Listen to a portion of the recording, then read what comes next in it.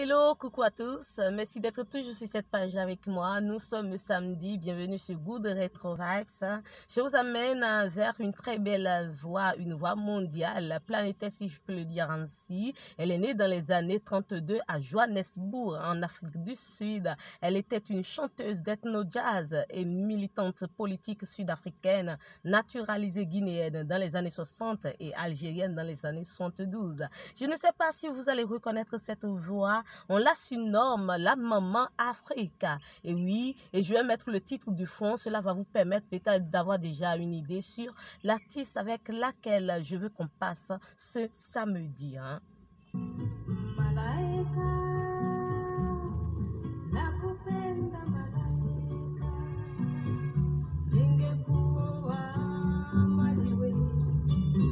Et oui, qui reconnaît cette belle et grande voix mondiale?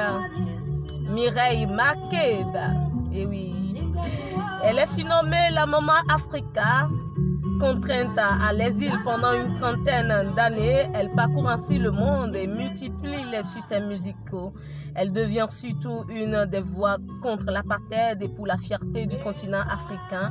Ainsi, elle rentre en Afrique du Sud en 90. Et oui, et c'est avec cette dame qu'on veut passer ce samedi.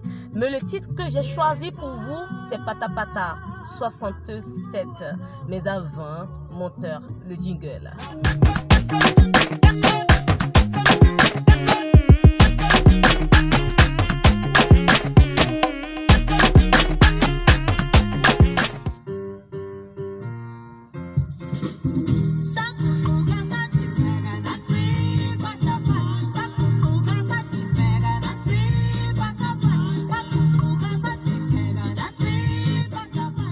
Est-ce qu'on se rappelle de cette belle chanson qui a fait le tour du monde en 67? Eh oui, le titre Pata Pata de Miriam Makeba. À 20 ans, elle devient choriste du groupe Manhattan Brothers en 52, qui lui donne son nom de scène Myriam. Elle devient très vite une vedette et se sert de sa musique pour dénoncer le régime de l'apartheid et les conditions de vie misérables du prolétariat noir. C'est ainsi qu'en 1956, elle écrit son plus grand succès, la chanson Pata Pata, ce que vous écoutez d'ailleurs, avec laquelle elle fait le tour du monde. Et oui. En 1959, elle joue dans une comédie musicale dont les représentations sont d'un grand succès.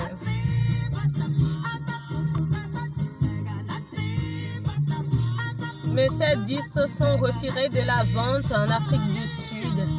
Mais malgré cela, elle reçoit le soutien de nombreuses personnes, dont Kwame Nkrumah, Ahmed Sékou Touré, Amilcar Cabral, Eduardo Montlane. Elle vire ensuite aux États-Unis où elle s'engage avec le mouvement de droit civique contre la ségrégation raciale en Guinée, en Europe, et elle devient un des symboles de la lutte anti-apartheid.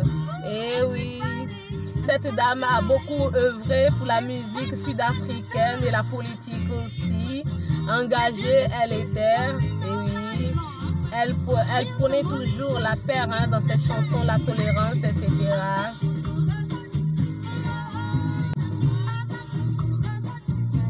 Ainsi, en 1966, Mireille Makeba reçoit un Grammy Award pour son disque An Evening with Harry Belafonte and Miriam Makeba et devient la première sud-africaine à obtenir cette récompense.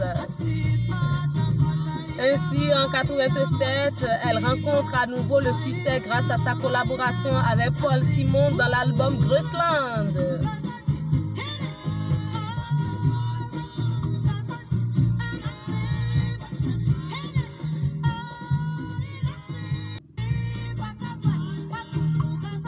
Peu après, elle publie son autobiographie Makeba, My Story. Mireille Makeba est décorée par la France au titre de commandeur des arts et lettres en 1985 et devient citoyenne d'honneur en 1990.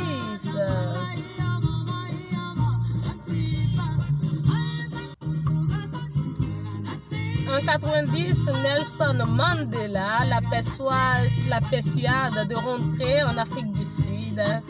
Et en 92, elle interprète le rôle de la mère Angelina dans le film Sarafina, qui raconte les émeutes de Soweto en 1976.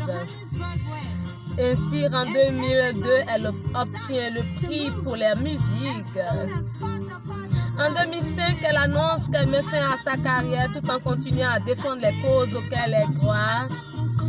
Et c'est ainsi que Miriam Makeba, qui a toujours rêvé d'une grande Afrique unie pour son pays qui exhortait ses frères noirs au pardon, a fini par s'éteindre en 2008, bientôt 13 ans, 12 ans déjà. Mais après sa mort, elle a laissé cette belle voix que nous continuons toujours d'écouter jusqu'à aujourd'hui. Merci d'être toujours sur cette page avec moi tous les samedis.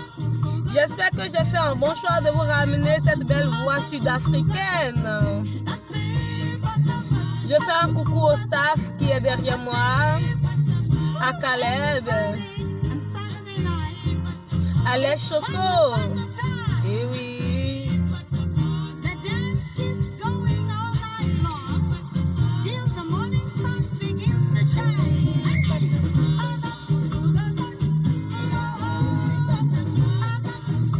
J'espère que je vous fais ramener de bons souvenirs, hein?